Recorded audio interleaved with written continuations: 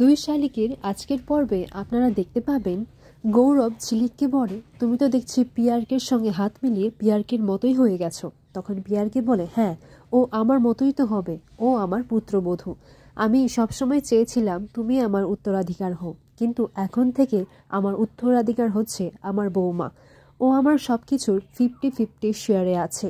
এরপর গৌরব বলে, ও I C, এখন আমি বুঝতে পারছি তুমি এতটা বদলে গেলে কি করে। তুমি হেরে গেছো আখি, ইউ আর এ লুজার। এরপর ঝিলিক বলে, কভি কভি কুছ জিতনে কে লিয়ে হারনা পড়তা হ্যায়। এই কথাটা শোনার পর গৌরব বলে, ঝিলিক এই কথাটা কেন বলল? ও তো সহজে এত বড় একটা প্ল্যান করবে না, তাহলে ও কি করতে চাইছে? অন্যদিকে দেখা যায় দেবা আখির খোঁজ নিতে পুলিশ স্টেশনে যায়, সেখানে ডায়েরি করাতে। পুলিশ বলে, তা কি হয়েছে? তখন দেবা বলে, আমার বউকে খুঁজে পাওয়া যাচ্ছে না। তখন পুলিশ যখন আখির ছবিটা দেখে তখন বলে যে, সুন্দর বউ খুবই মুশকিল ব্যাপার। হ্যাঁ, বিয়ে পটানো যায় কথা দিয়ে, কিন্তু ধরে রাখা যায় না। দেখো, ও হয়তো পালিয়ে গেছে কারোর সাথে। এই কথাটা শুনে দেবার ভীষণ রাগ হয়।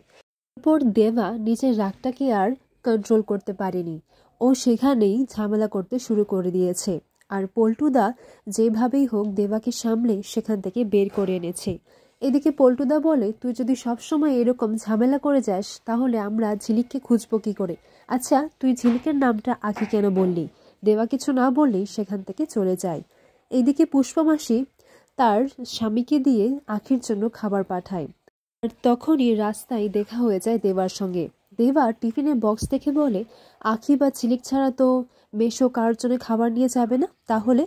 কিছু জিজ্ঞাসা যখন করে তখন ঝিলিকের বাবা বলে, আসলে তোর মাসি হোম ডেলিভারি শুরু করেছে, তাই নিয়ে যাচ্ছি। তখন দেবা বলে, তোমার কি চিন্তা হয় না ঝিলিক যে নেই? তখন ঝিলিকের বাবা বলে, হ্যাঁ রে, চিন্তা তো হয়, আমরা তো খোঁজও করি। আর তুই চিন্তা করিস না, ও ভালো আছে। দেবা বলে, তুমি কি করে জানলে? তখন ঝিলিকের বাবা বলে, তুই কি ভুলে গেছিস আমি যে গণনা করি, আর আমার গণনা কখনো ভুল হয় না।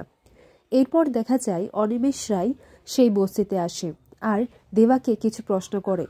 অনিমেষ রায়ের সবকিছু মিলিয়ে যেন কিছু মিলছে না, আর দেবাও সন্দেহ করে আখির বিষয়ে এত কিছু কেন জানতে চাইছে। পরে দেখা যায় রজতপ্রভ লাহিড়ী পিয়ারকের সঙ্গে দেখা করতে আসে। বলে যে, আমি ভেবেছিলাম আপনি বাঘ, কিন্তু আপনি তো বাছুর। পিয়ারকে বলে, আপনি কি বলতে চাইছেন বলুন। তখন রজতব্রত লাহিড়ী বলেন যে, আপনি একটা বস্তির ছেলেকে ভয় পেয়ে ওয়ার্ক ফ্রম হোম করে নিয়েছেন। আচ্ছা শুনুন, আপনার জন্য একটা চিঠি আছে। কয়েকদিন বাদেই বোর্ড বসবে, আপনার উপর থেকে সমস্ত আখির দায়িত্ব নিয়ে যাওয়া হবে, আপনি মুক্তি পাবেন। এই কথাটা শুনে পিয়ারকে ভাবে, আখির দায়িত্ব মানে অনিমেষ রায়ের সব সম্পত্তিও তো আমার হাত থেকে চলে যাবে। এমন সময় ঝিলিক এসে বলে, তার আর দরকার নেই, আমার দায়িত্ব আর আমার সব সম্পত্তি আমার শ্বশুর মশাই হাতে থাকবে। আর আপনি ভালোই করেছেন এসেছেন, বাবাও আপনাকে খুঁজছিলেন। কি হলো বাবা, বলুন। তখন পিয়ারকে বলে, হ্যাঁ, আসলে একটা চুক্তিনামা করতে হবে। আমার সব সম্পত্তি আমি 50-50 শেয়ারে আমার পুত্রবধূ আখি রায়কে দিতে চাইছি। এই কথাটা শুনে রজতপ্রভ লাহিড়ী বলে, এই কি, খেলাটা তো দেখছি উল্টো ঘুরে গেছে। যে পরের সম্পত্তি ভোগ করে সে আবার নিজের সম্পত্তি দান করছে।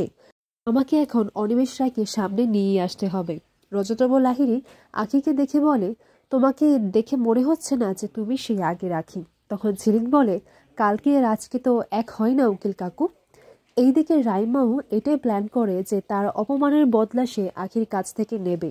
ও কাকুমনির জোরে ও এতবার বেড়েছে, আমি আবারও আগের সেই টেকনিকটা ইউজ করব। যে ওষুধগুলো বাকি রয়ে গেছে সেই ওষুধগুলোই ওকে খাইয়ে দেব। পর ঝিলিক রানীমাসির কাছে যায়। রানীমাসির কাছে গিয়ে বলে যে, রানীমাসি, তুমি আমাকে একটা কথা বলো, আমি তোমাকে কিছু জিজ্ঞাসা করব, তুমি এমনভাবে কিছু একটা করবে যেন আমি বুঝতে পারি। এরপর আখির গলায় যে লকেটটা ছিল সেখানে তোমার ছবি আছে, তুমি কি আখির মা? তখন ঝিলিকের হাতে স্পর্শ করে বুঝিয়ে দেয় যে হ্যাঁ। এরপর জিজ্ঞাসা করে যে, অনিমেষ রায় কি তাহলে আখির বাবা? তখন আবারও ঝিলিকের হাতটা স্পর্শ করে। এরপর জিজ্ঞাসা করে, তোমার এই অবস্থাটা কে করেছে? তিনি অনেক চেষ্টা করেন, পিয়ারকের নামটা জোর দিয়ে বলতে চাইলেও তিনি বলে উঠতে পারেন না, তিনি অজ্ঞান হয়ে যান। আর ঝিলিক এটাই ভাবতে লাগে যে তিনি কার কথা বলতে চাইছিলেন। আগামী পর্বে দেখা যায় ঝিলিকের কথায় পিয়ারকে সবার জন্য খাবার রান্না করে। সেই খাবার আদৌ মুখে তোলার মতো যোগ্য হবে কিনা সেটাই আমরা আগামী পর্বে জানতে পারবো।